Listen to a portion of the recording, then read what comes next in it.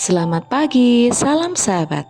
Hari ini Jumat 26 Desember tahun 2025. Kita bersama akan merenungkan firman Tuhan dari Yohanes 1 ayat 19 sampai 28. Yohanes pasal 1 ayat 19 sampai 28. Demikianlah firman Tuhan. Dan inilah kesaksian Yohanes ketika orang Yahudi dari Yerusalem mengutus beberapa imam dan orang-orang Lewi kepadanya untuk menanyakan dia, "Siapakah engkau?" Ia mengaku dan tidak berdusta.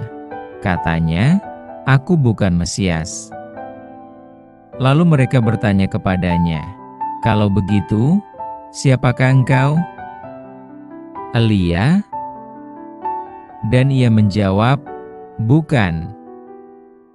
"Engkaukah nabi yang akan datang?" Dan ia menjawab, "Bukan." Maka kata mereka kepadanya, "Siapakah engkau?" Sebab kami harus memberi jawab kepada mereka yang mengutus kami. "Apakah katamu tentang dirimu sendiri?" Jawabnya, "Akulah suara orang yang berseru-seru di padang gurun, luruskanlah jalan Tuhan." Seperti yang telah dikatakan Nabi Yesaya. Dan di antara orang-orang yang diutus itu ada beberapa orang Farisi. Mereka bertanya kepadanya, katanya, "Mengapakah engkau membaptis, jikalau engkau bukan Mesias, bukan Elia, dan bukan Nabi yang akan datang?"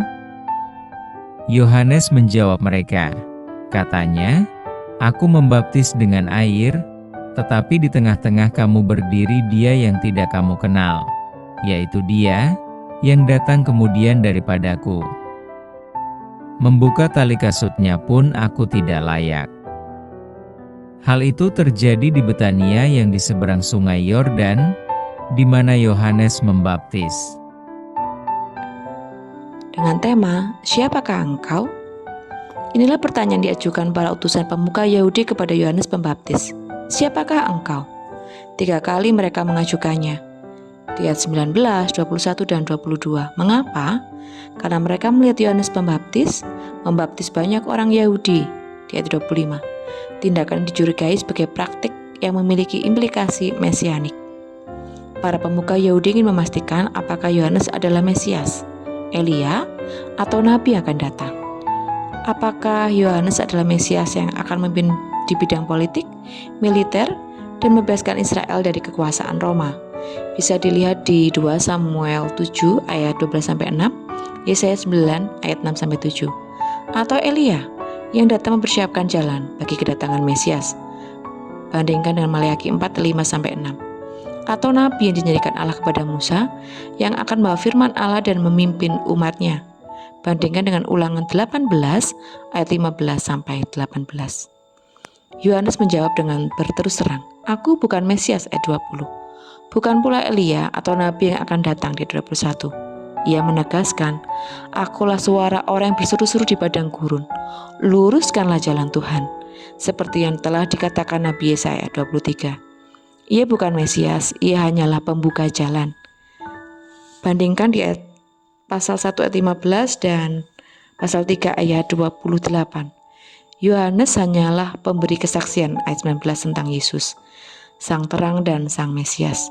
Yohanes beri kesaksian, "Aku bukan Mesias, tetapi aku diutus untuk mendahulunya." Lihat pasal 3 ayat 28.